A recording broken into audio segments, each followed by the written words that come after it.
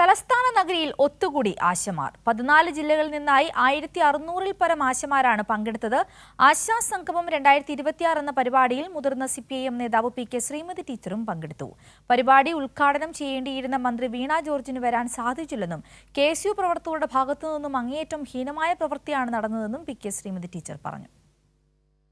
ആരോഗ്യ കേരളത്തിന്റെ കരുത്തരായ ആശമാരാണ് തലസ്ഥാന നഗരിയിൽ ഒത്തുകൂടിയത്. 14 ജില്ലകളിൽ നിന്നും നിരവധി ആശമാരാണ് നിശാഗന്ധിയിലെത്തിയത്. മുതിർന്ന ആശമാരെ ആദരിച്ചും ഓരോ ജില്ലയിൽ നിന്നുള്ള കലാപരിപാടികൾ അരങ്ങേറിയും ആശാസംഗമം വേറിട്ടതായി.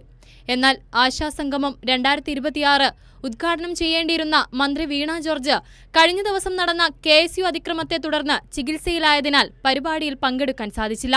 എന്നോടൊപ്പം ഇന്നിവിടെ ഹാജരാകേണ്ടിയിരുന്ന നമ്മുടെ പ്രിയങ്കരിയായിട്ടുള്ള കേരളത്തിൻ്റെ ആരോഗ്യവകുപ്പ് മന്ത്രി ശ്രീമതി വീണ ജോർജ് ഇന്നലെ അങ്ങേയറ്റം ഹീനമായ ഒരു കൂട്ടം വിദ്യാർത്ഥികളോ യുവാക്കളോ ആയിട്ടുള്ളവർ കാണിച്ചിട്ടുള്ള ഒരുതരം ഹീനമായിട്ടുള്ള ആക്രമണത്തെ കുറിച്ച് നിങ്ങൾ കേട്ടിട്ടുണ്ടാകും.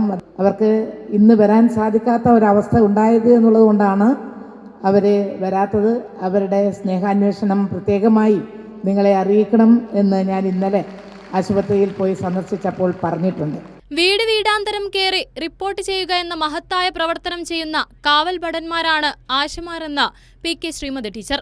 ഓരോ മനുഷ്യനും ആരോഗ്യ ബോധവൽക്കരണം ഉണ്ടാക്കിയെടുക്കുന്നതിൽ ആശമാരുടെ പങ്ക് വളരെ വലുതെന്നും PK ശ്രീമതി ടീച്ചർ പറഞ്ഞു.